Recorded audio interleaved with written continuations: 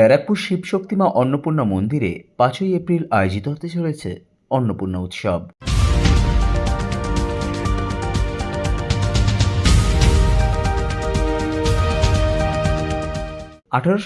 সালের ১২ই এপ্রিল ব্যারাকপুরে দক্ষিণেশ্বর মন্দিরের আদলে প্রতিষ্ঠা হয়েছিল শিবশক্তি মা অন্নপূর্ণা মন্দির। চলতি বছর অন্নপূর্ণা পুজোর দিন এই মন্দির ১৫০তম বর্ষে পদার্পণ করতে চলেছে। মন্দিরের প্রতিষ্ঠা দিবস স্মরণীয় করে রাখতে এবং ১৫০তম বর্ষের পুজো সুষ্ঠুভাবে পরিচালনা করার উদ্দেশ্যে মন্দির পরিচালন কমিটির পক্ষ থেকে বেশ কিছু বিশেষ পদক্ষেপ নেওয়া হয়েছে।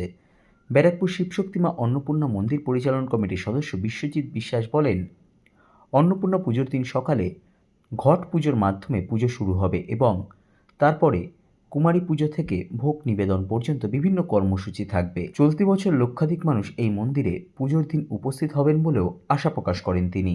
আমরা এবছরে আমাদের মন্দিরের প্রতিষ্ঠা দিবসের ১৫০ বছর পূর্ণ হচ্ছে। আগামী মন্দির প্রতিষ্ঠা হয়েছিল আপনার ১২ই এপ্রিল ১৮৭৫ খ্রিস্টাব্দ, আর বাংলার হচ্ছে ১২৮১ চৈত্র সংক্রান্তি এই মন্দির প্রতিষ্ঠা করেছিলেন।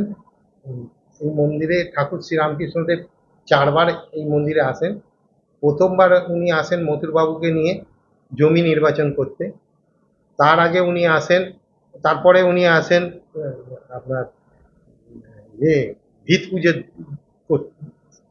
দিনে উপস্থিত ছিলেন। তারপরে আসেন অন্নপূর্ণা পুজোর দিন উনি এখানে উপস্থিত হয়ে পুজো মায়ের দাঁড়িয়েছে। তারপরে লাস্ট উনি আসেন ১৮৮২ খ্রিস্টাব্দে আপনার ওটা হচ্ছে আপনার উল্টো রথের দিন।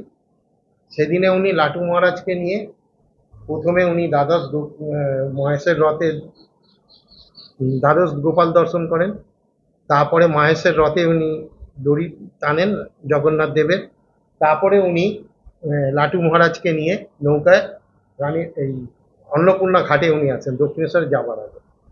এইখানে একটি বেলগাছ ছিল যেটা নষ্ট হয়ে যাওয়ার পরে আপনার আমরা আবার একটা বেলগাছ রোপণ করেছি, যেটা আপনারা একটু দর্শন করে নিতে পারবেন। ওই বেলগাছের ওই জায়গাটায় ঠাকুর ১৮৮২ খ্রিস্টাব্দে উনি এসে ওইখানে উল্টো রথের সময় ওখানে কিছুক্ষণ বসেছিলেন। পিছনে একটি ঘর আছেন দেখবেন, ধ্যান ঘর বলে ওটা আমরা ভক্তদের উদ্দেশ্যে খুলে দিয়েছি। ওই ঘরটা আপনার ঠাকুর রামকৃষ্ণদেব যখন আসতেন একটু বিশ্রাম করতেন, ওই ঘর সেই যে ওটা ধ্যানঘর বলে খুলে দেওয়া হয়েছে। পাশে রাধা গোবিন্দর ছোট মূর্তিওয়ালা ঘর আছে আমাদের। আর আপনার মায়ের এখানে বিশেষ পুজো, মায়ের এখানে যেটা আপনার আমাদের অনুষ্ঠান বা নিত্য পুজো হয়, নিত্য পুজো হচ্ছে আপনার ভোর ৫টার সময় আমাদের মঙ্গল আরতি হয়, তারপরে একটু বিশ্রাম দিয়ে ৬টার পর থেকে আমরা পুজো নিয়ে আরম্ভ করি। অন্নপূর্ণা পুজোর দিন কি কি অন্নপূর্ণা পুজোর দিন আমাদের ভোর ৫টার সময় আমরা মায়ের ঘট স্নানে যাবেন। ঘট স্নান করে আসার পরে যে বিধিগুলো আছে সেগুলো হয়ে যাওয়ার পরে সকাল ৭:৩০টার সময় আমরা পুজো আরম্ভ করবো ভক্তদের কাছ থেকে।